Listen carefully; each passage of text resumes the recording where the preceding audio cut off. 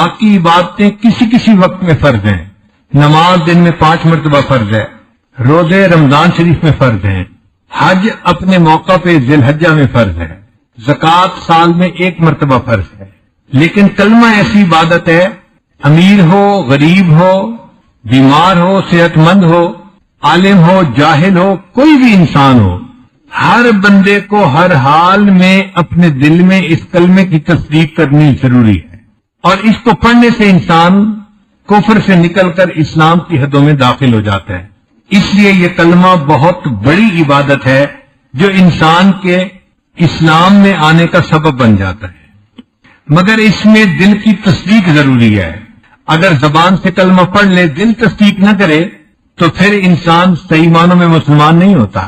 علامہ اقبال نے کہا, خرد نے کہہ بھی دیا لا الہ تو کیا حاصل, دل و نگاہ مسلمان نہیں تو کچھ بھی نہیں. اور ایک جگہ فرماتے ہیں, تو عرب ہے یا عجم ہے تیرا لا الہ الا, تو عرب ہے یا عجم ہے تیرا لا الہ الا, لغت غریب جب تک تیرا دل نہ دے گواہی, جب تک تیرا دل گواہی نہ دے گا, تیرا لا الہ الا اللہ کہنا لغت غریب کی مانند ہے. تو دل کی تصدیق ضروری ہے کہ دل اس کو مان رہا ہو, دل کہہ رہا ہو. اور یہ اتنی بڑی عبادت ہے, اس کلمے کو پڑھنے پر انسان کے پچھلی زندگی کے سب گناہوں کی بخشش ہو جاتی ہے. حدیث مبارکہ میں ہے, جب کوئی بندہ کلمہ پڑھتا ہے تو ایک فرشتہ اس کا یہ عمل لے کے اللہ کے حضور پیش کرنے کے لیے جاتا ہے. راستے میں اس کی ایک اوپر سے نیچے آنے والے فرشتے سے ملاقات ہوتی ہے. تو اوپر والا فرشتہ پوچھتا ہے کہاں جا رہے ہو؟ تو یہ فرشتہ کہتے ہیں ایک بندے نے کلمہ پڑھا اور میں اس کا یہ عمل اللہ کے حضور پیش کرنے کے لیے جا رہا ہوں. پھر یہ اس سے پوچھتے ہیں کہ آپ کہاں جا رہے ہیں؟ وہ جواب دیتا ہے کہ جس بندے نے کلمہ پڑھا میں اس بندے کے زندگی کے پیچھے سب گناہوں کی بخشش کا پیغام لے کے جا رہا ہوں. حضرت موسیٰ علیہ السلام کو طور پر جاتے تھے اور ان کی اللہ رب العزت سے ہم کلامی ہوتی تھی. آپ سوچئے یہ کیسی عجیب جو ہے نعمت تھی جو اللہ نے ان کو عطا فرمائی, دنیا میں ہم کلامی کا شرف عطا فرمایا. تو ایک مرتبہ موسیٰ علیہ السلام نے سوچا کہ میں اللہ تعالیٰ سے کوئی خاص بات پوچھتا ہوں. عرض کیا, اے اللہ مجھے کوئی ایسی بات بتائیے کہ جو بس خاص میرے لیے ہو اور وہ میں کروں. اللہ نے فرمایا, میرے پیارے کلیم اللہ آپ یہ پڑھا کریں لا الہ الا اللہ. یا اللہ یہ تو وہ کلمہ ہے جو ساری مخلوق پڑھتی ہے, ہر ایمان لانے والا پڑھتا ہے, اس میں کون سی خاص بات ہے؟ فرمایا, اے میرے پیارے پیغمبر اسلام اگر 7 زمینوں اور 7 آسمانوں کو ایک پلڑے میں رکھ دیا جائے اور میرے اس کلمے کو دوسرے پلڑے میں رکھ دیا جائے تو میرا کلمہ ان تمام سے بھاری ہو جائے. تو یہ کلمہ ایسا عجیب ہے کہ 14 طبق اس کے سامنے ہلکے ہیں. یہاں سالک کے ذہن میں سوال پیدا ہوتا ہے کہ آخر 7 زمین اور 7 آسمانوں سے یہ کلمہ بھاری کیسے بن گیا؟ علماء نے اس کا جواب دیا ہے, کلمہ اصل ہے اور 7 زمین اور 7 آسمان اس کا ذل ہے, اور ذل اپنی اصل سے ہلکا ہوا کرتا ہے. چنانچہ قیامت کے دن ایک آدمی کو پیش کیا جائے گا جس کے 99 دفتر گناہوں کے ہوں گے اور ہر دفتر پہاڑ کی طرح بڑا ہوگا, اور وہ بندہ سمجھ رہا ہوگا کہ بس اب میرے لیے جہنم ہی ہے. اللہ تعالیٰ فرمائیں گے میرے بندے ہم تمہارے ساتھ ظلم نہیں کریں گے, تمہارا ایک عمل باقی ہے وہ بھی ہم تمہارے نیکیوں کے پلڑے میں رکھیں گے. تو ایک کاغذ کی چھوٹی سی پرچی ہوگی جس کو عربی میں بطاقہ کہتے ہیں. وہ کاغذ کی چھوٹی سی پرچی پر کچھ لکھا ہوا ہوگا, اس کو نیکیوں کے پلڑے میں رکھا جائے گا اور اس کے رکھنے سے اس کی نیکیوں کا پلڑا 99 دفتروں سے زیادہ بھاری ہو جائے گا. وہ بندہ پوچھے گا یا اللہ یہ کیا عمل تھا جو اتنا بھاری؟ اس کو بتایا جائے گا کہ تو نے جو کلمہ پڑھا تھا وہ کلمے کا عمل ہم نے رکھا اور وہ تیرے سب گناہوں سے زیادہ بھاری ہو گیا. یہ جو لا الہ الا اللہ ہے نا, اس کے 12 حروف بنتے ہیں. لا الہ الا اللہ کے 12 حروف بنتے ہیں. چنانچہ علماء نے لکھا ہے کہ جو لا الہ الا اللہ کی تصدیق کرے گا, پڑھے گا, اللہ تعالیٰ اس کے بدلے 12 مہینوں کے سب گناہ معاف فرما دیں گے. اور بعض علماء نے لکھا کہ انسان کے جسم میں 12 گناہ کے اعضاء ہیں, 2 پاؤں, 2 ہاتھ, 2 کان اور 2 آنکھیں, یہ 8 ہو گئے. اور باقی 4 اعضاء زبان، دل، دماغ اور شرمگاہ، تو یہ 12 اعضاء بن گئے۔ تو جو بندہ کلمے کا ورد کرتا ہے اس کے 12 حروف کے صدقے اللہ تعالیٰ اس کے 12 اعضاء کے کیے ہوئے سب گناہوں کو معاف فرما دیتے ہیں۔ جہنم کے 7 دروازے ہیں، لہا 7 ابواب، قرآن مجید میں ہے، اس کے اللہ نے 7 دروازے بنائے ہیں، اور کلمے کے جو الفاظ ہیں وہ 7 بنتے ہیں، لا الہ الا اللہ محمد الرسول اللہ۔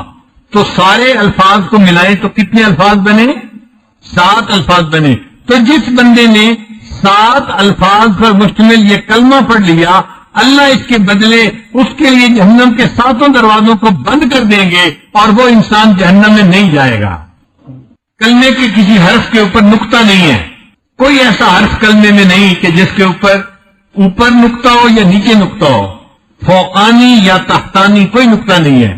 علماء نے لکھا ہے اس میں حکمت یہ ہے کہ اللہ تعالیٰ یہ بتانا چاہتے تھے کہ دیکھو جس طرح کلمے کے اندر کوئی نقطہ نہیں، نہ اوپر نہ نیچے، اسی طرح اللہ کا بھی کوئی شریک نہیں، نہ اس دنیا میں نہ آسمان پہ، سارے جہان میں اللہ کا کوئی شریک نہیں، اللہ تعالیٰ شرک سے پاک ہے۔ یہ کلمہ اتنی بڑی عبادت ہے کہ نبی علیہ السلام دعا کرتے تھے۔ ایک صاحب تھے جو بنو کلب کے سردار تھے، ان کا نام تھا دہیہ کلبی۔ تو نبی علیہ السلام ان کے ایمان لانے کی خواہش فرماتے تھے، تمنا فرماتے تھے۔ بنو کلب کا قبیلہ بڑا تھا اور ان کے مسلمان ہونے سے پورے قبیلے کے مسلمان ہونے کی توقع تھی۔ تو اللہ کے حبیب صلی اللہ علیہ وسلم کی وش تھی، تمنا تھی کہ یہ سردار مسلمان ہو جائے تو پورا قبیلہ مسلمان ہو جائے۔ اور اس قبیلے کے لوگ بکریاں پالتے تھے، ہر گھر والے 200-400 بکریاں پالتے تھے۔ حدیث پاک میں ہے کہ جب پورے قبیلے کے لوگ بکریاں نکالتے تھے تو 2 پہاڑوں کے درمیان کی پوری وادی بکریوں سے بھر جایا کرتی تھی۔ ایک دن دہیہ کلبی نبی علیہ السلام کی خدمت میں حاضر ہونے لگے۔ جبریل السلام آئے، اے اللہ کے حبیب صلی اللہ علیہ وسلم تھوڑی دیر میں دہیہ کلبی آپ کے پاس حاضر ہو رہے ہیں۔ تو نبی علیہ السلام خوش ہو گئے، اتنے میں دہیہ کلبی بھی آ گئے۔ اللہ کے نبی صلی اللہ علیہ وسلم اٹھے اور آپ صلی اللہ علیہ وسلم نے اپنی چادر بچھائی اور کہا کہ دہیہ کلبی اس چادر کے اوپر بیٹھیے۔ نبی علیہ السلام نے فرمایا اذا اتاکم کریم قوم فاکرموا، جب تمہارے پاس کسی قوم کا کوئی بڑا انسان آئے تم اس کا احترام کرو۔ دیکھو شریعت ہمیں یہ اخلاق سکھاتی ہے، اس میں مسلمان اور کافر کی کوئی تفریق نہیں۔ وہ اگر کسی قوم کا بھی بڑا ہے تم اس کا اکرام کرو۔ یہ کافر ہیں، نبی علیہ السلام کے پاس آئے، اللہ کے محبوب صلی اللہ علیہ وسلم نے ان کے لیے چادر بچھائی، دہیہ کلبی یہاں بیٹھو، مگر دہیہ کلبی کا تو دل بدل چکا تھا۔ انہوں نے اس چادر کو اٹھایا، اس کو چوم کے اپنے آنکھوں سے لگایا، اے اللہ کے حبیب صلی اللہ علیہ وسلم میں اس چادر کے اوپر نہیں بیٹھوں گا، بس میں تو غلام بن کے حاضر ہوا ہوں اور مجھے تو آپ کلمہ پڑھا کے مسلمان بنا دیجئے۔ نبی اسلام نے ان کو کلمہ پڑھا دیا تو دہیہ کلبی رضی اللہ تعالیٰ عنہ کی آنکھوں سے آنسو جاری ہو گئے۔ نبی اسلام نے پوچھا دہیہ آپ رو کیوں رہے ہیں؟ اے اللہ کے حبیب صلی اللہ علیہ وسلم میری عمر 60 سال ہو گئی اور میں نے 60 سال میں بہت گناہ کیے ہیں، بہت ظلم کیا، بہت ستم ڈھائے، بہت ناانصافیاں کی، میرے گناہ بہت بڑے ہیں، اب میں یہ پوچھتا ہوں کیا میرے گناہ معاف ہو جائیں گے؟ نبی علیہ السلام نے فرمایا ذرا مجھے بتاؤ کہ تم نے ان 60 سالوں میں کیا گناہ کیے ہیں؟ دہیہ کلبی نے کہا کہ 60 سال کے گناہ ایک طرف ہے اور 60 سال کے بعد مجھے گھر میں بیٹی کا پیدا ہونا اچھا نہیں لگتا تھا، میں نے اپنے ہاتھوں سے اپنے قبیلے کی 70 معصوم بچیوں کو زندہ دفن کر دیا۔ تو زندہ 70 بچیوں کو دفن کرنے کا گناہ بھی ہے اور باقی گناہ اس کے علاوہ ہے۔ اب صحابہ کرام یہ سن کر حیران ہو گئے، اتنے بڑے گناہ۔ اب دیکھو نبی علیہ السلام کیا جواب دیتے ہیں۔ نبی علیہ السلام نے جواب میں فرمایا ابھی ابھی اللہ رب العزت نے پیغام بھیجا ہے، الاسلام یہدم ما کان قبلہ، جو بندہ کلمہ پڑھتا ہے پچھلی زندگی کے جتنے بھی گناہ ہوتے ہیں اللہ سب گناہوں کو معاف فرما دیتے ہیں۔ چنانچہ یہ کلمہ پڑھنا اس کو چھوٹا نہ سمجھیں، یہ بہت بڑا عمل ہے اور اس پر ہم اللہ کے حضور شکر ادا کریں کہ اللہ آپ نے ہمیں زندگی میں کلمہ پڑھنے کی توفیق عطا فرمائی۔ اصل قیمتی متاع ہمارے پاس سب سے بڑی یہی ہے، اس سے بڑی قیمتی چیز کوئی نہیں ہے۔ حضرت ابو ہریرہ رضی اللہ تعالیٰ عنہ ایک مرتبہ نبی اسلام کی خدمت میں حاضر ہوئے تو پتہ چلا کہ نبی علیہ السلام تو گھر سے باہر تشریف لے گئے. بڑے حیران، مسجد بھی نہیں، گھر بھی نہیں، کہاں تشریف لے گئے؟ تو حضرت ابو ہریرہ ان کو ڈھونڈنے کے لیے نکلے. کسی نے بتایا کہ نبی علیہ السلام تو بنو نجار کے باغ کے اندر تشریف فرمائے ہیں. ابو ہریرہ کہتے ہیں کہ میں گیا تو وہاں پر ایک پانی کی کھال گزرتی تھی، نالی گزرتی تھی. اس کے لیے دروازے میں ایک دیوار میں سوراخ بنایا گیا تھا. میں اس سوراخ میں سے سمٹ کے اندر گیا کہ میں جلدی نبی علیہ السلام کی زیارت کر لوں. جب اللہ کے حبیب صلی اللہ علیہ وسلم کی خدمت میں پہنچا تو نبی علیہ السلام نے فرمایا، ابو ہریرہ میرے پاس جبرائیل علیہ السلام تشریف لائے تھے اور انہوں نے آ کر یہ بتایا کہ جو بندہ بھی کلمہ پڑھ لے گا اللہ رب العزت کے اوپر ذمہ ہو جاتا ہے، اللہ تعالیٰ اس کو جنت عطا فرمائیں گے. ابو ہریرہ نے سے پوچھا، اے اللہ کے حبیب صلی اللہ علیہ وسلم کیا یہ بات میں اور لوگوں کو بھی بتا سکتا ہوں؟ فرمایا ہاں بتا سکتے ہو. اے اللہ کے حبیب صلی اللہ علیہ وسلم میں اگر جا کے ان کو بتاؤں گا لوگ میری بات تو نہیں مانیں گے، تو مجھے پروف کے لیے کوئی ثبوت دے دیجیے. تو نبی علیہ السلام نے اپنے دونوں نالین دے دیے، یہ میرے جوتے لے جاؤ اور دکھاؤ کہ میرا ثبوت ہے کہ جو کلمہ پڑھے گا اللہ اس کے بدلے اس کو جنت عطا فرمائیں گے. ابو ہریرہ کہتے ہیں کہ میں نے وہ جوتے لیے اور میں بڑا خوش کہ میں جا کے لوگوں کو بتاؤں کہ اللہ تعالیٰ نے اس کلمہ پڑھنے پر جنت کا وعدہ فرما لیا. کہتے ہیں کہ میں باہر نکلا، آگے حضرت عمر رضی اللہ عنہ بھی نبی علیہ السلام کو تلاش کرنے کے لیے آ رہے تھے. میں نے کہا تمہیں پتہ ہے ایک نیا پیغام آیا ہے. کون سا؟ کہ جو کلمہ پڑھے گا اللہ تعالیٰ اس کو جنت عطا فرمائیں گے. وہ بھی عمر میں خطاب تھے، انہوں نے دونوں ہاتھوں سے اس طرح ان کے سینے پہ دھکا دیا کہ ابو ہریرہ پیچھے جا گرے. جب پیچھے گئے تو کہنے لگے کہ اچھا میں نبی اسلام کی خدمت میں جاتا ہوں بتانے کے لیے. ابو ہریرہ نبی اسلام کی خدمت میں پیش ہوئے اور پیچھے پیچھے عمر رضی بھی آ گئے. تو ابو ہریرہ نے بتایا، اے اللہ کے حبیب صلی اللہ علیہ وسلم آپ نے مجھے جو پیغام دے کے بھیجا تھا میں نے عمر فاروق کو سنایا، انہوں نے میرے ہاتھ پہ ایسے دو ہاتھ مارے، میں پیچھے جا کے گرا. نبی اسلام نے فرمایا، عمر کیا تم نے ایسے کیا تھا؟ اے اللہ کے حبیب میں نے ایسے کیا تھا. عمر ایسے کیوں کیا تھا؟ تو عمر اللہ نے جواب دیا، اخشا ان یتقل الناس علیہا فخلہم یعملون. اے اللہ کے حبیب صلی اللہ علیہ وسلم مجھے یہ ڈر ہوا اگر یہ بات لوگوں کو بتا دی جائے گی پھر عمل کوئی نہیں کرے گا، ہر بندہ کہے گا کلمہ پڑھ لیا جنت مل جائے گی، آپ لوگوں کو عمل کرنے دیجیے. تو نبی علیہ السلام نے فرمایا بہت اچھی بات ہے، لوگوں کو عمل کرنے دو. لیکن پیغام تو یہی تھا کہ جس نے کلمہ پڑھا اللہ اس کلمے کے بدلے اس کو جنت ضرور عطا فرمائیں گے.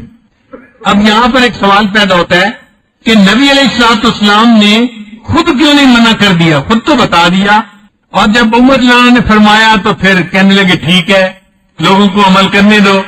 علماء نے اس کا جواب لکھا ہے کہ نبی علیہ السلام کی نگاہ مبارک اس وقت اللہ کی رحمت پر تھی. نبی علیہ السلام نے فرمایا جاؤ اللہ کی رحمت کو پیش نظر رکھتے ہوئے یہ پیغام دے دو، جو کلمہ پڑھے گا اللہ اس کے بدلے اسے جنت عطا فرمائیں گے. اور حضرت عمر رضی اللہ عنہ کی نظر اسباب پر تھی، لوگوں کے اعمال پر تھی. وہ سمجھ گئے اگر لوگوں کو پتہ چل گیا تو عمل کوئی بھی نہیں کرے گا، اس لیے لوگوں کو یہ بات بتانی نہیں چاہیے، ان کو عمل کرنے دینا چاہیے. ایک تیسری حدیث، نبی علیہ السلام کی خدمت میں ابو ذر غفاری رضی اللہ تعالیٰ عنہ حاضر ہوئے تو نبی علیہ السلام اس وقت سو کر اٹھے تھے. نبی علیہ السلام نے فرمایا ابو ذر میرے پاس ابھی ابھی جبرائیل آئے اور انہوں نے آ کر یہ جو ہے نا خوشخبری دی کہ جو بندہ لا الہ الا اللہ محمد الرسول اللہ کو پڑھے گا، اس کی گواہی دے گا اور پھر پوری زندگی اس کے اوپر پکا رہے گا حتیٰ کہ اس کو اسی پر موت آ جائے گی، اس کے بدلے اللہ تعالیٰ اس کو جنت عطا فرمائیں گے. تو ابو ذر غفاری نے جب یہ سنا تو انہوں نے پوچھا اے اللہ کے حبیب صلی اللہ علیہ وسلم اگرچہ وہ شخص چوری بھی کرے اور زنا بھی کرے؟ نبی اسلام نے فرمایا ہاں اگرچہ وہ شخص چوری اور زنا بھی کرے اللہ پھر بھی اس کو جنت عطا فرمائیں گے. انہوں نے پھر دوسری مرتبہ پوچھا، نبی اسلام نے یہی جواب دیا. انہوں نے تیسری دفعہ پوچھا، نبی اسلام نے یہی جواب دیا. انہوں نے چوتھی مرتبہ پوچھا اے اللہ کے حبیب صلی اللہ علیہ وسلم کلمہ گو بندہ اگرچہ زنا کرے اگرچہ چوری کرے پھر بھی اللہ جنت عطا فرمائیں گے؟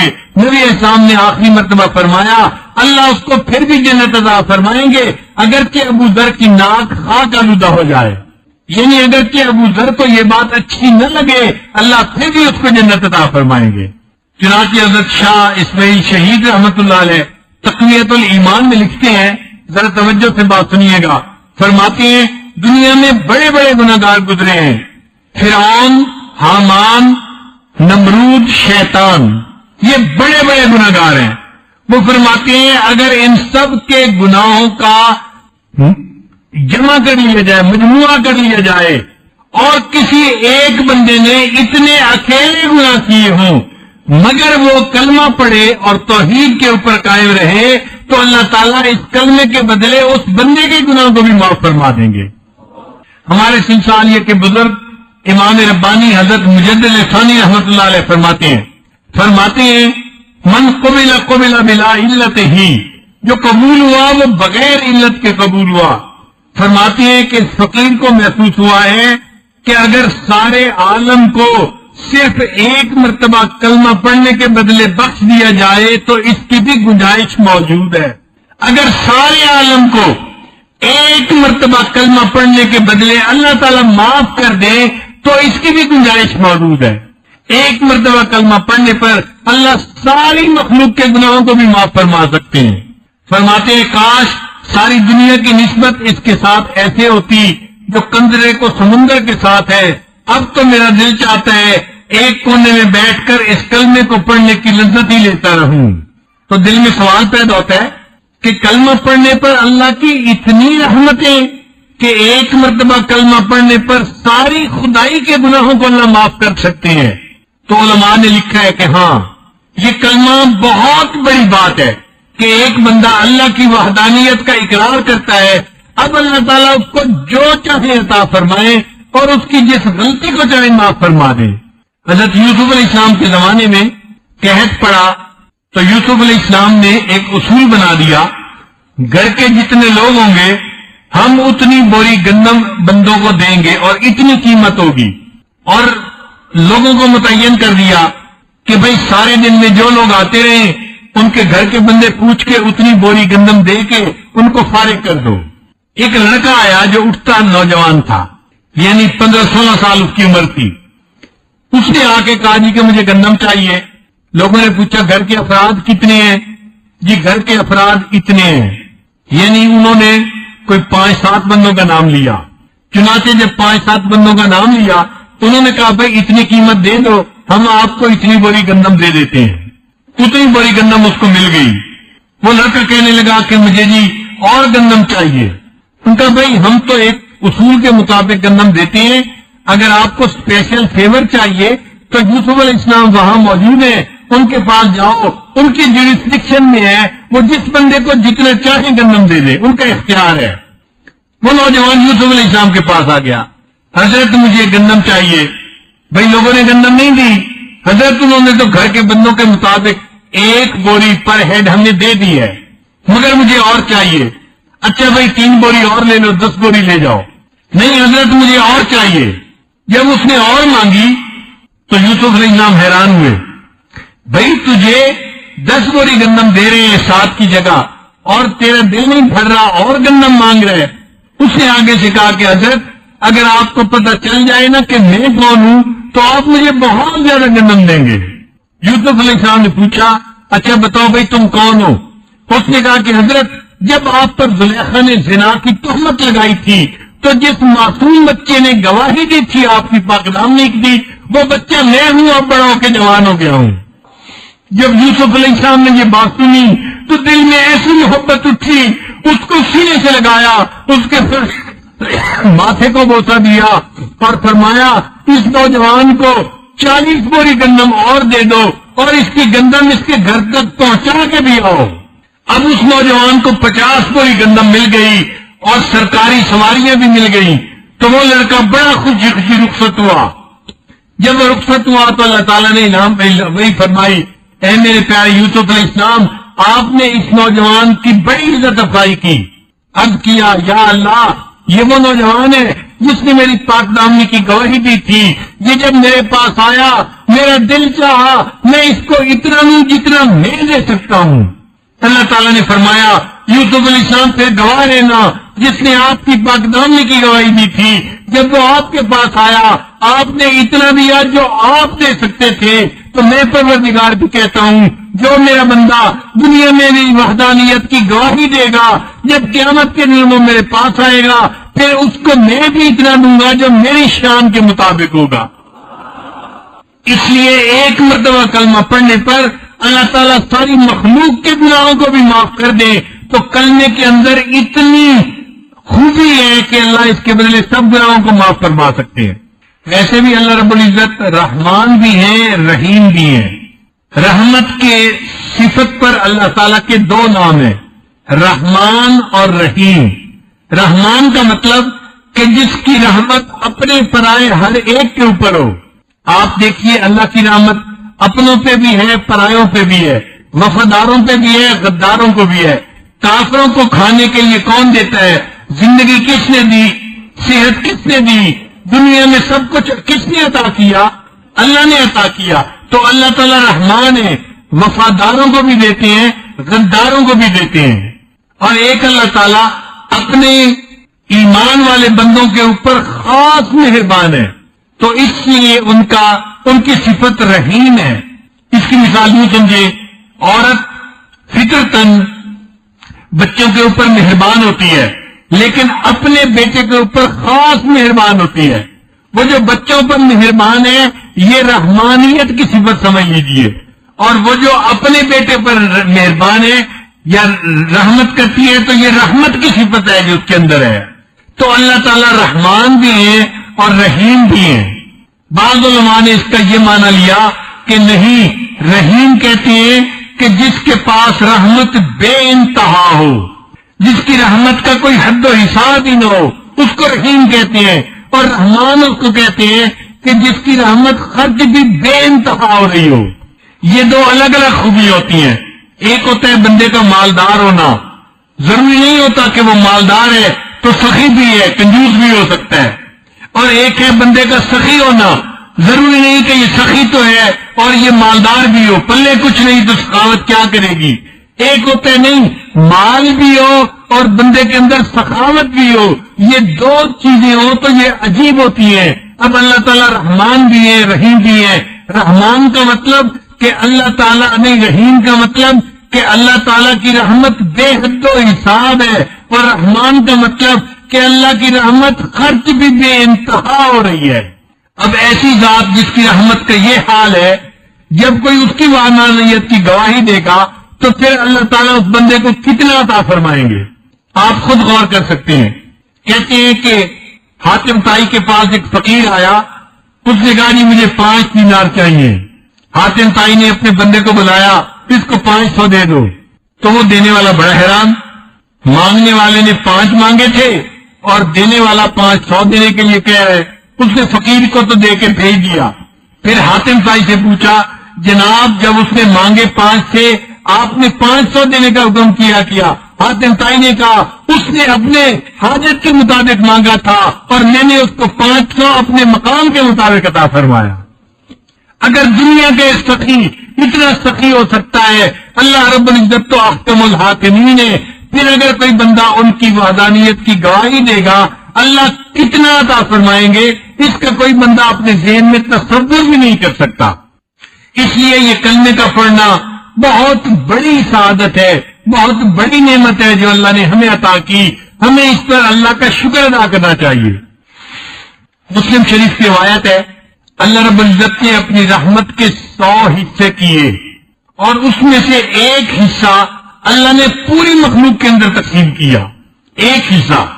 اب اس ایک حصے کے آگے کھربوں کھرب حصے بنے اور چھوٹے چھوٹے حصے سب انسانوں کو ملے، حیوانوں کو، پرندوں کو، سب کو ملے۔ آج دنیا میں جہاں محبت نظر آ رہی ہے یہ اسی رحمت کے چھوٹے سے حصے کی وجہ سے ہے۔ ماں بیٹے سے محبت کرتی ہے، باپ اولاد سے محبت کرتا ہے، خاوند بیوی سے محبت کرتی ہے، بہن بھائی ایک دوسرے سے محبت کرتے ہیں، بھائی بھائی محبت کرتے ہیں، پڑوسی پڑوسی محبت کرتا ہے، دو دوست ایک دوسرے سے محبت کرتے ہیں۔ انسانوں میں بھی، حیوانوں میں بھی، چرندوں میں، پرندوں میں یہ جتنی محبت ہے یہ اللہ تعالیٰ کے ایک حصہ رحمت کی آگے کھربوں کھرب حصے میں سے ایک حصے کا جو ہے یہ اثر ہے. آپ سوچیں اس چھوٹے سے ایک حصے کا جو ریت کے ایک ذرے کے برابر ہے، ماں کے اندر اللہ نے وہ رحمت رکھی ہے. اب یہ ماں اپنے بیٹے پہ کتنی مہربان ہوتی ہے. لوگ کہتے ہیں جی اللہ تعالیٰ کو 70 ماؤں کے برابر محبت ہے. بھائی یہ بات غلط ہے، ٹھیک نہیں ہے. 70 ماؤں کی محبت تو بہت تھوڑی ہے. ساری دنیا کی ماؤں کی، والدین کی، بھائیوں کی، بہنوں کی محبت جمع کی جائے، پھر جو حیوانوں میں محبت ہے اس کو جمع کریں، پھر جو پرندوں میں محبت ہے، ساری مخلوق کی محبتوں کو جمع کریں، وہ ایک حصہ ہے. اور اللہ کے پاس 100 حصے رحمت ہے، اور اللہ قیامت کے دن ان 100 حصوں کے ساتھ اپنے بندوں پر مہربانی فرمائیں گے. کسی ماں کو کہے نا اپنے بچے کو آگ میں ڈالے، کوئی ماں مانے گی؟ خود مر جائے گی، اپنے بچے کو کبھی آگ میں ڈالے گی. اور حدیث پاک سے ثابت ہے، نبی علیہ السلام نے ایک مرتبہ ایک جگہ پڑاؤ فرمایا تو ایک عورت تھی جو وہاں روٹیاں پکا رہی تھی تنور پر. اس نے سنا کہ مسلمان آئے ہیں اور مسلمانوں کے پیغمبر اسلام تشریف لائے ہیں، تو وہ بھی مسلمان عورت تھی. اس نے اپنی روٹیاں مکمل کی اور وہ نبی علیہ السلام کی خدمت میں حاضر ہو گئے. اے اللہ کے حبیب صلی اللہ علیہ وسلم، مجھے اس بات کا جواب دیجیے، کیا کوئی ماں اپنے ہاتھ سے اپنے بچے کو تنور کے اندر ڈال سکتی ہے؟ تو نبی علیہ السلام کی جو ہے نا فرمایا نہیں. اس نے کہا پھر یہ کیسے پاسبل ہے کہ اللہ تعالیٰ اپنے بندے کو جہنم کی آگ میں ڈال دے، جبکہ اللہ تعالیٰ ماں سے زیادہ بندے سے محبت کرتے ہیں؟ تو نبی علیہ السلام نے سر جھکا لیا. حدیث پاک میں اللہ کے محبوب صلی اللہ علیہ وسلم کی آنکھوں میں آنسو آ گئے. آپ کافی دیر روتے رہے اور کافی دیر کے بعد فرمایا کہ اللہ تعالیٰ تو کسی کو جہنم میں نہیں ڈالنا چاہتے، بندے اپنے گناہوں کی وجہ سے جہنم میں جائیں گے. تو ایک ماں کی محبت اگر ایسی ہے تو اللہ تعالیٰ کی محبت کا تصور کیجئے اللہ کو بندوں سے کتنا پیار ہوگا. ان اللہ بالناس لرؤوف الرحیم، بے شک اللہ تعالیٰ اپنے بندوں پر رؤوف اور رحیم ہے. اللہ کی اس رحمت کا کوئی تصور ہی نہیں کر سکتا. اس لیے اللہ تعالیٰ فرماتے ہیں ان رحمتی وسعت کل شیء، میری رحمت ہر چیز پر وسیع ہے، ہر چیز پر وسیع ہے. حتیٰ کہ حضرت قاری مطیب رحمۃ اللہ نے اپنی کتاب میں لکھا ہے کہ قیامت کے دن اللہ تعالیٰ اتنی رحمت فرمائیں گے، اتنی رحمت فرمائیں گے، ایک ایسا وقت آئے گا کہ شیطان کو بھی امید لگ جائے گی اتنے بڑے بڑے گنہگار بخشے گئے تو میں بھی بخشا جاؤں گا. وہ بھی سر اٹھا کے دیکھے گا شاید میری بھی بخشش کا اعلان کر دیا جائے. تو جو کلمہ ہم نے پڑھا اس کی اللہ کے ہاں بڑی قدر ہے، اس لیے کلمہ پڑھنے والے بندے کا ہمیشہ احترام کرنا چاہیے. نبی علیہ السلام ایک مرتبہ طواف فرما رہے تھے، ابو داؤد کی روایت ہے. تو آپ صلی اللہ علیہ وسلم نے بیت اللہ کو دیکھا اور فرمایا کہ اے بیت اللہ، تیری اللہ کے ہاں بڑی عزت ہے، بڑا اکرام ہے، لیکن حرمت المؤمن ارجح من حرمت الکعبہ، کلمہ پڑھنے والے مومن کا احترام اللہ کے ہاں بیت اللہ کے احترام سے بھی زیادہ ہے. اب اللہ کے ہاں تو کلمہ پڑھنے والے کا احترام بیت اللہ سے بھی زیادہ. ہم بیت اللہ کے خلاف کو تو پکڑ کے چومتے ہیں، آنکھوں سے لگاتے ہیں، اور کلمہ کو انسان کے گریبان پکڑتے ہیں، اس سے جھگڑتے ہیں. آپ بتاؤ ہم نے کلمہ کو انسان کا کیا اکرام کیا؟ جس نے کلمہ پڑھا وہ بڑا قیمتی ہے. جتنا گنہگار ہوگا اگر توبہ کر لے گا اللہ اس کو معاف فرما دیں گے. اس لیے ہر کلمہ کو انسان کو اپنے سے افضل سمجھنا چاہیے. ایک مرتبہ بنی اسرائیل کا ایک بندہ تھا تو ان کے بارے میں حضرت موسیٰ علیہ السلام نے دعا کی، یا اللہ جو دنیا میں تیرا سب سے زیادہ بدکار بندہ ہے میں اس کو دیکھنا چاہتا ہوں. اللہ تعالیٰ نے فرمایا فلاں بندہ سب سے زیادہ گنہگار. کچھ عرصہ گزرا تو پھر دعا کی، یا اللہ میں چاہتا ہوں کہ جو دنیا میں تیرا سب سے زیادہ نیکوکار بندہ ہے میں اس کو دیکھنا چاہتا ہوں. اللہ نے فرمایا فلاں جگہ پہ وہ میرا بندہ ہے. جب موسیٰ علیہ السلام گئے تو وہی بندہ وہاں بیٹھا ہوا موجود تھا. یا اللہ یہ تو سب سے زیادہ بدکار تھا.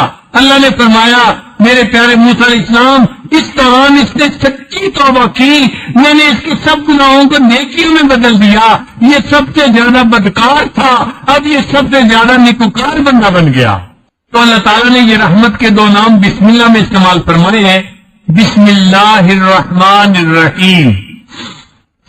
امام راضی رحمت اللہ علیہ یہاں پہ ایک نقطہ لکھتے ہیں، فرماتے ہیں کہ اللہ تعالیٰ نے حضرت نوح علیہ السلام کو بسم اللہ صرف عطا کیے تھے، 2 لفظ بسم اللہ. وہ بسم اللہ مجرہا پڑھتے تھے تو طوفان میں کشتی چل پڑتی تھی، اور بسم اللہ مرسا پڑھتے تھے تو کشتی رک جاتی تھی. اسی بسم اللہ کے الفاظ سے آن بٹن بھی دب جاتا تھا اور اسی سے آف بٹن بھی دب جاتا تھا. تو وہ فرماتے ہیں کہ نوح علیہ السلام کو یہ 2 لفظ ملے تھے اور اس 2 لفظوں میں ان کی کشتی دنیا کے اتنے بڑے طوفان میں سے پار نکل گئی. وہ فرماتے ہیں کہ جب ہماری کشتی کے جو بڑے ہیں وہ اللہ کے محبوب صلی اللہ علیہ وسلم ہے اور اللہ نے اس امت کو بسم اللہ الرحمن الرحیم، رحمان اور رحیم کے 2 لفظ اور بھی عطا فرمائے، تو اس کی برکت سے اللہ تعالیٰ اس امت کو قیامت کے پل صراط کے اوپر بحفاظت کیوں نہیں پار نکالیں گے. تو یقینی بات ہے کہ بسم اللہ الرحمن الرحیم کی برکت سے اللہ تعالیٰ نبی علیہ السلام کی امت ہونے کے صدقے اس امت کو پل صراط کے اوپر بحفاظت پار اتار دیں گے. کلمے کا دوسرا حصہ ہے محمد الرسول اللہ. پہلا حصہ تھا لا الہ الا اللہ اور دوسرا حصہ ہے محمد الرسول اللہ. نبی علیہ السلام کی رسالت کی تصدیق کرنا. اللہ تعالیٰ نے اپنے حبیب صلی اللہ علیہ وسلم کو دنیا میں رحمت للعالمین بنا کے بھیجا ہے. نبی علیہ السلام صرف انسانوں کے لیے رحمت بن کر نہیں آئے، انسانوں کے لیے، حیوانوں کے لیے، چرندوں کے لیے، پرندوں کے لیے، نباتات کے لیے، جمادات کے لیے، ہر کسی کے لیے دنیا میں رحمت بن کر آئے. چنانچہ نبی علیہ السلام امت کے اوپر بہت شفیق تھے، بہت مہربان تھے. اللہ تعالیٰ تصدیق فرماتے ہیں حریص علیکم، یہ میرے محبوب تو آپ لوگوں کے اوپر بڑے حریص ہیں، بالمؤمنین رؤوف الرحیم، اور ایمان والوں کے ساتھ تو بڑے رؤوف اور بڑے رحیم ہیں.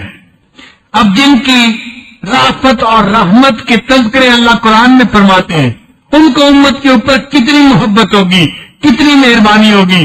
اس لیے اللہ کے حبیب صلی اللہ علیہ وسلم رات کے وقت میں امت کے لیے دعائیں کرتے تھے، یا رب امتی امتی پکارا کرتے تھے اور رویا کرتے تھے.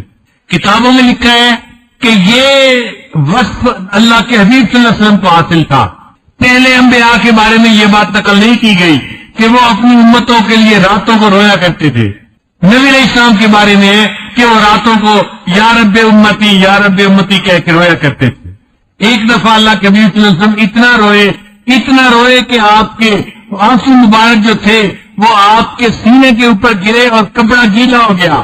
تو عائشہ صدیقہ رضی اللہ عنہا نے دیکھا اور پوچھا اے اللہ کے حبیب صلی اللہ علیہ وسلم، آپ کو امت پر اتنا پیار ہے، اتنی رحمت ہے کہ آپ اتنا رو رہے ہیں، روتے روتے آپ کا جو دامن ہے وہ تر ہو گیا. تو نبی علیہ السلام نے فرمایا عائشہ میں پوری زندگی یا رب امتی امتی کہتا رہوں گا، اور جب میری سکرات موت ہوگی میں اس وقت بھی یا رب امتی کہوں گا. اور عائشہ جب میں فوت ہو جاؤں گا اور قبر سے قیامت کے دن اٹھایا جاؤں گا میں اس وقت بھی یا رب امتی کہتا ہوا اٹھوں گا. اور جب اللہ تعالیٰ قیامت کے دن میری امت کو کھڑا کریں گے تو سب انبیاء نفسی نفسی کہہ رہے ہوں گے، عائشہ میں اس دن بھی یا رب امتی کہہ رہوں گا. تو جس اللہ کے حبیب صلی اللہ علیہ وسلم کو اپنی امت سے اتنا پیار ہے، آپ اندازہ لگائیے کہ وہ کتنے مہربان ہوں گے اپنی امت کے اوپر. حدیث مبارکہ میں ہے نبی علیہ السلام نے دعا مانگی، اے اللہ میری امت کا حساب میرے سپرد کر دیجئے، قیامت کے دن میں اپنی امت کا حساب لے لوں. تو اللہ تعالیٰ نے پوچھا میرے محبوب آپ نے یہ دعا کیوں مانگی؟ تو نبی علیہ السلام نے عرض کیا یا اللہ میں نے یہ دعا اس لیے مانگی ہے قیامت کے دن اگر میری امت کا حساب ہوگا تو سب انبیاء کے سامنے، امتوں کے سامنے میری امت کے اعمال کھلیں گے، اتنے بڑے بڑے گناہ نکلیں گے، مجھے اس دن بڑا افسوس ہوگا، مجھے شرمندگی ہوگی. اے اللہ میں چاہتا ہوں امت کا حساب میں خود لے لوں، اس لیے حساب میرے سپرد کر دیجئے. اللہ رب العزت نے جواب دیا میرے محبوب صلی اللہ علیہ وسلم آپ امت کا حساب خود کیوں مانگتے ہیں؟ آپ کی امت کا حساب میں لوں گا، مگر اس طرح لوں گا کہ جب امت کے سامنے آپ کے آئے گی تو آپ کے پاس آنے سے پہلے امت کے سارے بڑے بڑے گناہوں کو میں معاف کر دوں گا، آپ کے سامنے بھی ان کے بڑے گناہ نہیں آنے دوں گا. تو نبی علیہ السلام خوش ہو گئے کہ اللہ میری امت کا حساب آپ لے لیجئے گا. چنانچہ رب کریم نے شریعت کے اندر اصول ایسے بنا دیے کہ اس امت کو اللہ تعالیٰ اسی دنیا میں گناہوں کو معاف فرما دیتے ہیں. اس لیے اس امت کا نام ہے امت مرحومہ. امت مرحومہ یہ خیر الامم ہے، نبی اسلام نے فرمایا انا خاتم النبیین وانتم خاتم الامم، میں خاتم النبیین ہوں اور تم خاتم الامم ہو، تم اللہ کے نبی خیر الامت ہو، یہ امت خیر ہی خیر ہے۔ فرمایا کنتم خیر امت اخرجت للناس، تم بہترین امت ہو، انسانوں کے لیے نکالی گئی ہو۔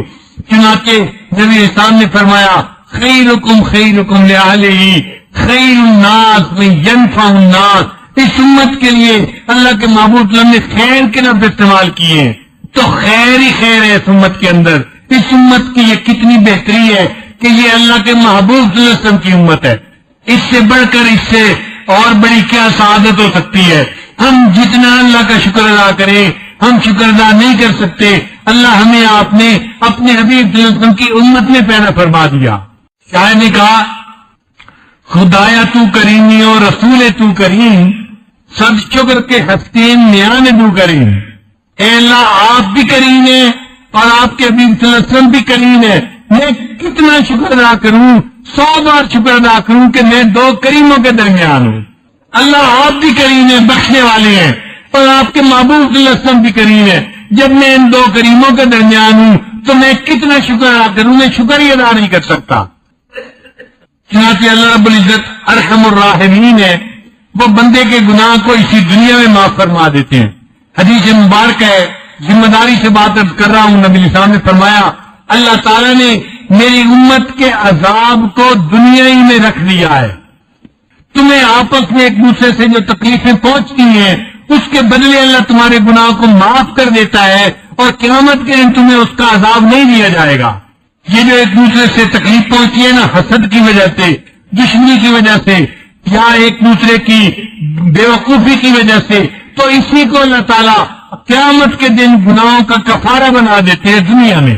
اس لیے اگر بہو کو ساس تنگ کرے تو دکھی نہ ہو، بس یہی دل کو سمجھائے اللہ میرے قیامت کے عذاب کو دنیا ہی میں جو ہے وہ دے رہے ہیں، اور قیامت کے دن اللہ مجھے سرخرو فرمائیں گے۔ بہو ساس کو تنگ کرے، لڑائی کرنے کی ضرورت نہیں، یہی سمجھے یہ مجھے ٹف ٹائم دے رہی ہے، اس کے بدلے اللہ تعالیٰ قیامت کے دن میرے معاملے کو آسان فرما دیں گے۔ اب سنیے اللہ رب العزت نے اس امت کی کیا فیور کی ہے۔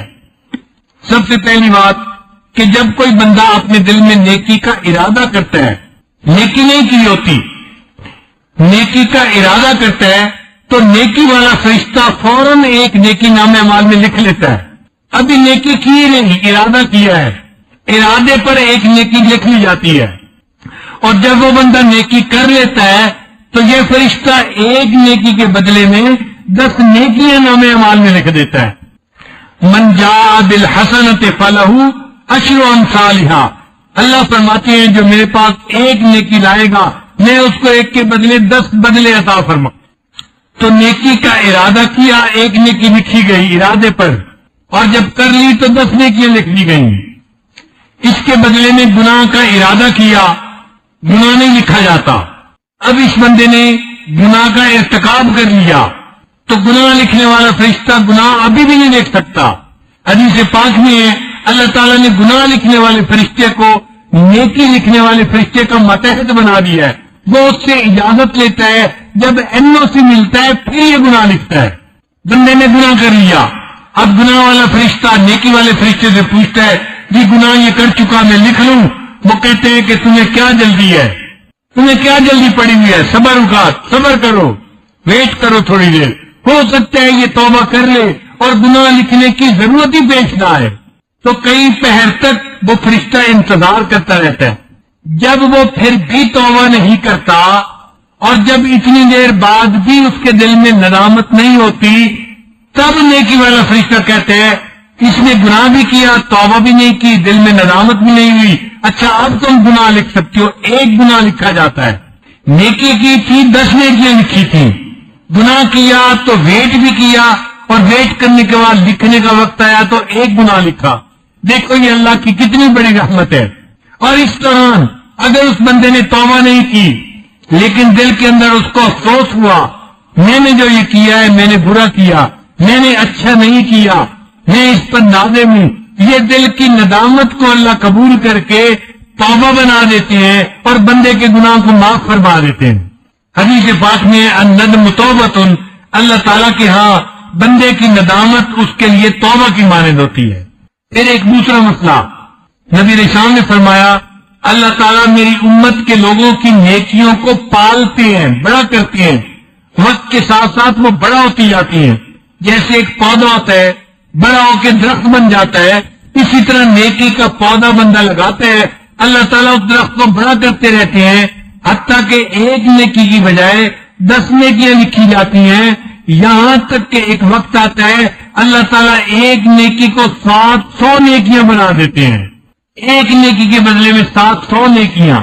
اب اس سے اگلی بات سنیے اور مزیدار، جب بندہ جاگ رہا ہوتا ہے تو نیکی اور گناہ کے دونوں فرشتے مصروف ہوتے ہیں، یہ دیکھ رہا ہے نیکی ہے اگر اس نے جائز چیز کو دیکھا، اگر حرام کو دیکھا تو گناہ ہے، تو وہ لکھ رہے ہوتے ہیں، حتیٰ کہ جب بندہ سو جاتا ہے اس وقت دونوں فرشتے فارغ ہوتے ہیں، مگر اللہ تعالیٰ فرشتوں کو فارغ نہیں رہنے دیتے۔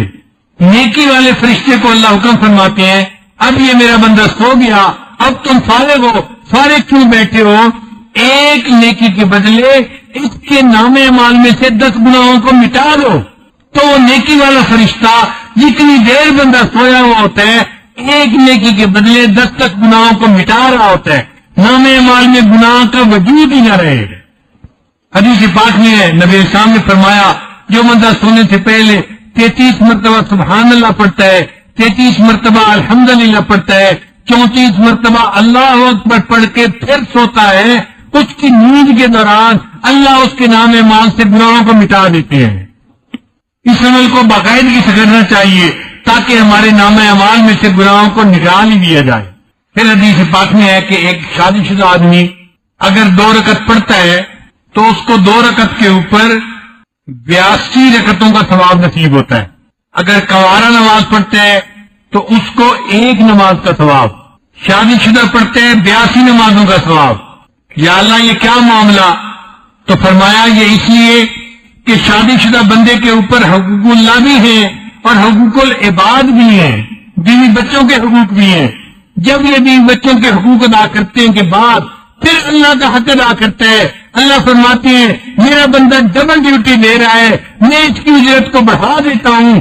دنیا کی فیکٹریوں میں ہم نے دیکھا اوور ٹائم میں ڈبل پیمنٹ کی جاتی ہے، اللہ تعالیٰ بھی 21 نمازوں کی بجائے اس شادی شدہ بندے کے نام اعمال میں 82 نمازوں کا ثواب لکھوا دیتے ہیں۔ پھر بندے کو دنیا میں جو بھی تکلیف پہنچتی ہے، کانٹا چبھے، بیماری ہو، کوئی کسی وجہ سے ناگواری ہو، ٹھوکر لگے، اس کے بدلے اللہ اس کے گناہوں کو معاف کر دیتے ہیں۔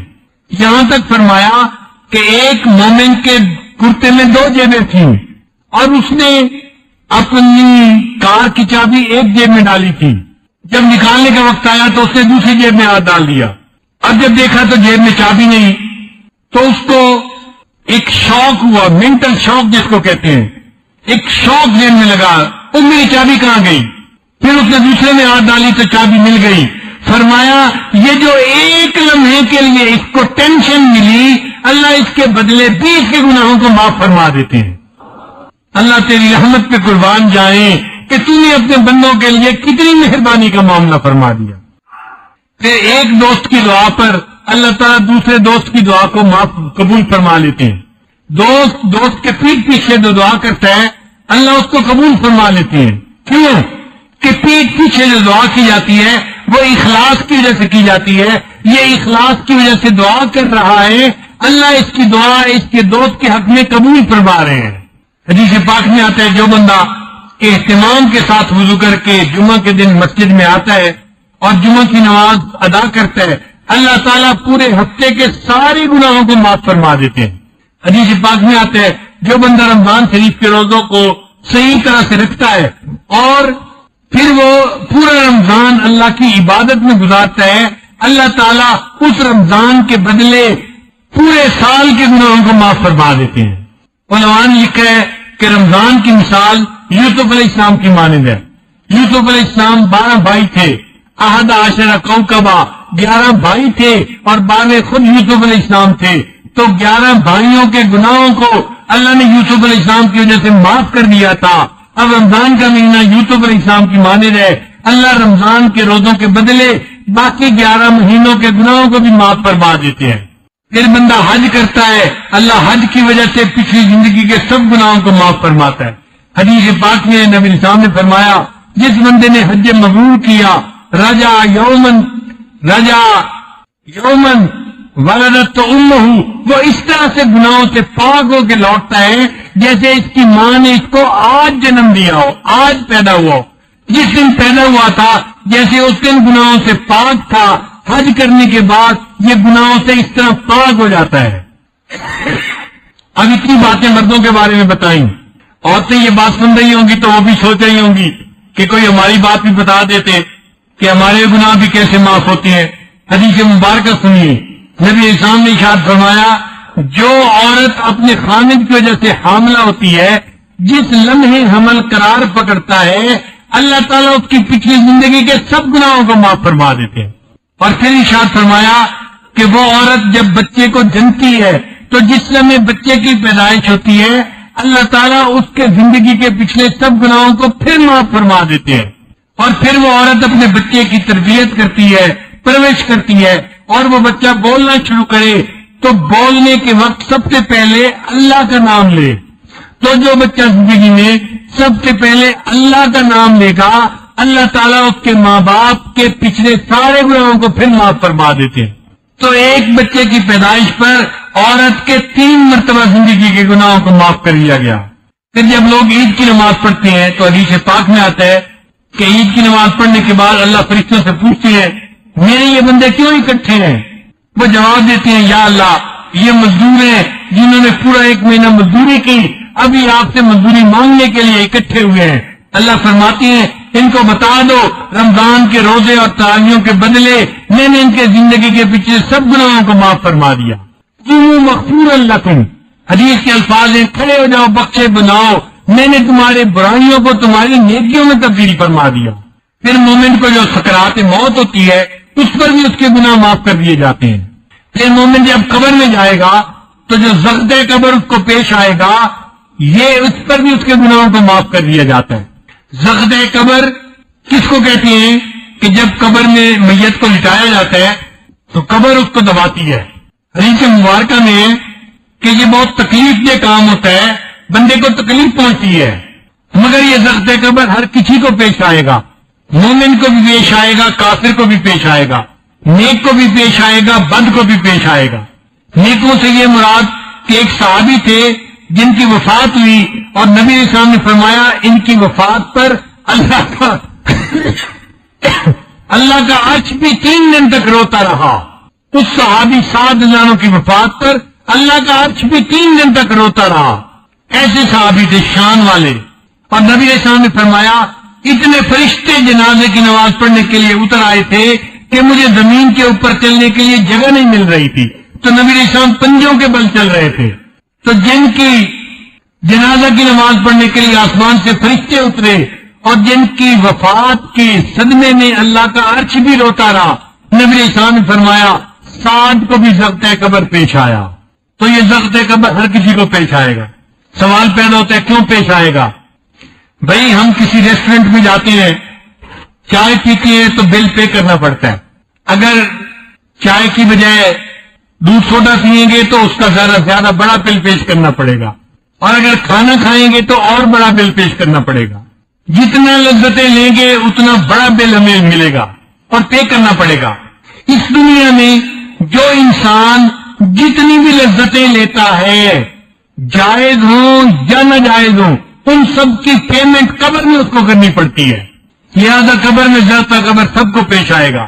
نیک ہے، اس نے شادی شدہ زندگی گزاری، اس نے اللہ کی دی ہوئی نعمتیں کھائیں تو لذتیں تو اس نے بھی لی، نرم بستر پہ سوتا تھا، ایئر کنڈیشن کمرے میں ہوتا تھا، یہ دنیا کے اندر اولاد کی جو ہے خوشی حاصل کر گیا، دنیا میں یہ نعمت ملی، یہ نعمت ملی، اب اس کی پیمنٹ تو کرتے جاؤ، تو پیمنٹ قبر میں کرنی پڑے گی۔ اب ذہن میں سوال پیدا ہوتا ہے کہ یہ تو بڑی بات ہے کہ ہر مومن کو زغد قبر پیش آئے گا۔ علماء نے لکھا پیش تو ہر ایک کو آئے گا، مگر کیفیت میں فرق ہوگا۔ کیفیت میں کیسے فرق ہوگا؟ آپ کو اگر سر درد ہو رہی ہو تو آپ خود بندے کو بلاتے ہیں یا ذرا میرا سر دبا دو۔ اب سر دبایا جاتا ہے نا لیکن سر دبانے سے آپ کو تنگی ہو رہی ہوتی ہے یا خوشی ہو رہی ہوتی ہے؟ راحت مل رہی ہوتی ہے. آپ کہتے ہیں یار تھوڑی دیر اور دبا دو. تو مومن کو جو ضبط قبر پیش آئے گا وہ نبی علیہ الصلوۃ والسلام کے امتی ہونے کی برکت سے سر کے دبانے کی طرح ہوگا. مومن کو اس سے راحت ملے گی، عذاب نہیں ہوگا. لیکن کافر کو جو ضبط قبر پیش آئے گا وہ اس کی ہڈیوں کو توڑ کے رکھ دے گا. نبی اسلام نے فرمایا کافر کی ایک طرف کی پسلیاں دوسری طرف کو چلی جائیں گی اور اس کو انتہائی تکلیف ہوگی. تو کافر کو ضبط قبر عذاب کے طور پہ ہوگا، مومن کے لیے ضبط قبر راحت کے طور پہ ہوگا. پھر قیامت کے دن مومن کو اٹھایا جائے گا تو قیامت کے دن اللہ تعالیٰ جو قیامت کی وحشت ہوگی، ہیبت ہوگی، خوف ہوگا، اس کی وجہ سے بھی مومنوں کے گناہوں کو معاف فرما دیں گے. تو قیامت کے دن تک مومن کے گناہ معاف ہوتے رہیں گے. اتنا اللہ گناہ معاف کریں گے کہ جب حساب کتاب کا وقت ہوگا اور امت کا حساب اللہ لیں گے تو نبی علیہ الصلوۃ والسلام کو امت کے نام اعمال میں بڑے گناہ نظر ہی نہیں آئیں گے. اور اگر کوئی بڑے گناہ والا بھی ہوگا تو اللہ تعالیٰ اس کے لیے عجیب ہیلا فرمائیں گے. حدیث پاک میں ہے اللہ تعالیٰ ایک بندے کو بلائیں گے اور اس کے گرد چاروں طرف اپنے نور کی چادر تان لیں گے، کوئی اس کو نہیں دیکھ سکے گا. پھر اللہ تعالیٰ اس کے نام اعمال کو کھولیں گے. اے بندے تیرا یہ گناہ بھی ہے، تیرا یہ گناہ بھی ہے، تیرا یہ گناہ بھی ہے. وہ سب گناہوں کی تصدیق کرتا رہے گا حتیٰ کہ اس کو یقین ہو جائے گا آج مجھے جہنم سے کوئی چیز نہیں بچا سکتی. پھر اللہ فرمائیں گے اچھا ہم نے دنیا میں تیرے ان گناہوں کی پردہ پوشی کی، ہم آج بھی پردہ پوشی کرتے ہیں اور ان گناہوں کو نیکیوں میں تبدیل کر دیتے ہیں. اللہ اس کے سارے گناہوں کو نیکیوں میں تبدیل کر دیں گے. پھر جب پردہ ہٹے گا ساری مخلوق دیکھے گی، لوگ سمجھیں گے شاید یہ انبیاء میں سے کوئی نبی ہے جس کے نام اعمال میں کوئی گناہ ہی درج نہیں، حالانکہ وہ خطا کار بندہ ہوگا. اللہ اپنی رحمت سے اس کے گناہوں کو معاف فرما چکے ہوں گے. میرے سامنے ارشاد فرمایا میری امت کے گناہگار کو اللہ تعالیٰ قیامت کے دن کھڑا کریں گے اور اس کو اپنے پاس بلا کے کہیں گے میرے بندے تو نے یہ گناہ بھی کیا، یہ گناہ بھی کیا، یہ گناہ بھی کیا. اس کے سارے چھوٹے چھوٹے گناہ اس کو گنوائیں گے. اب جب چھوٹے چھوٹے گناہ گنوائیں گے تو وہ دل میں ڈر رہا ہوگا کہ میرے بڑے بڑے گناہ ابھی نہیں بتائے جا رہے. اللہ تعالیٰ سارے چھوٹے چھوٹے گناہ گنوانے کے بعد کہیں گے اچھا میرے بندے ہم نے تیرے ان گناہوں کو نیکیوں میں تبدیل کر دیا. جب اللہ فرمائیں گے ہم نے تیرے ان گناہوں کو نیکیوں میں تبدیل کر دیا، وہ بندہ فوراً کہے گا اللہ ابھی تو میرے اور بڑے بڑے گناہ بھی باقی ہے. حدیث مبارکہ میں ہے نبی علیہ الصلوۃ والسلام یہ بات فرمانے کے بعد کھلکھلا کے ہنسے. صحابی کہتے ہیں کہ نبی علیہ السلام کے حلق میں جو کوا ہوتے ہیں میں وہ بھی دیکھ رہا تھا، نبی علیہ السلام اتنا اونچا ہنس رہے تھے اس حدیث کو سنا کے کہ جب چھوٹے چھوٹے گناہ بنائیں گے پھر تو چپ رہے گا، جب کہیں گے نیکیاں بنا دی کہے گا اللہ میرے تو بڑے بڑے گناہ ابھی باقی ہیں ان کو بھی نیکیاں بنا دیجیے. اللہ ان گناہوں کو بھی نیکیوں میں تبدیل فرما دیں گے. تو اس امت کے ساتھ اللہ کا قیامت کے دن عجیب معاملہ ہوگا. ایک نیکی کی وجہ سے اللہ تعالیٰ 2 گناہگاروں کو جنت عطا فرمائیں گے، ایک نیکی کی وجہ سے. حدیث پاک میں ہے ایک بندہ ہوگا اس کے پاس ایک نیکی تھوڑی ہوگی، ایک گناہ زیادہ ہوگا. فرشتے کہیں گے اگر تو تیرے پاس یہ نیکی اور ہوتی تو گناہ اور نیکی برابر ہو جاتے، ہم تمہیں اللہ کی رحمت سے جنت بھیج دیتے. اب گناہ زیادہ ہے نیکی کم ہے، ہم تمہیں جنت نہیں بھیج سکتے، تمہیں جنت جانا پڑے گا. وہ کہے گا اچھا کیا میں نیکی کسی سے لے سکتا ہوں؟